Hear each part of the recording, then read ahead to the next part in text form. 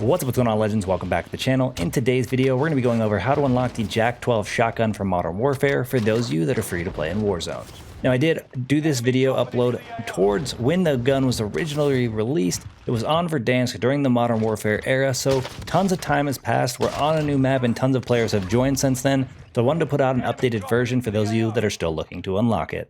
In today's video, you can expect some tips and tricks that'll make it a little bit easier. I will go over the game mode to play as well as where you should land, and we will also cover a recommended loadout so that it'll make your guys' chances of getting this done a little bit easier. But before we jump into the rest of the video here, if you guys do enjoy this content at any time or find this video helpful in any way, make sure you show your support for the channel by going down below and smashing that like button. Let's go ahead and throw an easy goal of 50 likes on today's video, as well as if you guys would like to find your way back to the channel for more Call of Duty content, make sure you guys do hit that subscribe button along with that notification bell so we don't miss you in future videos.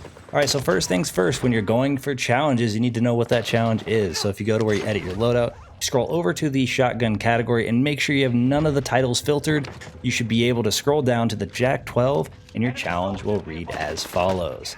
Using shotguns, get 3 hipfire kills or eliminations in 7 different matches. So this is pretty straightforward and easy. You're just not going to aim down sight when you're going for your eliminations here, and you're going to only have to get 3 of them, and typically this shouldn't be too big of an issue as long as you know where to go and what mode to play.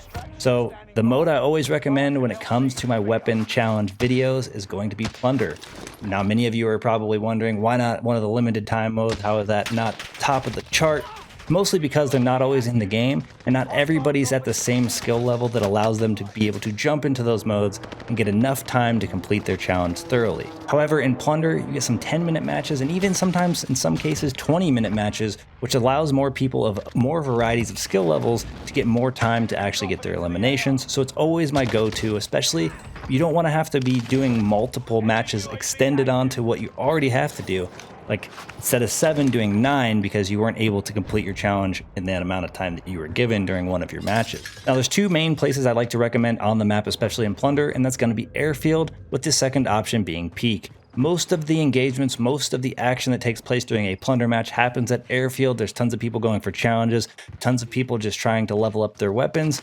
Overall, that's just where I find the most engagements, and it will make your challenge that much easier because really you are going for 3 eliminations here. So if you can get into 30 engagements, that means you really don't have to win a lot of them in order to actually get this done. Another really good option, especially considering what this challenge is that you can take the flight path all the way to the end, try to find those AFK players. If you get lucky, you might actually be able to get 3 right away, and you will be well on your way to completing this challenge.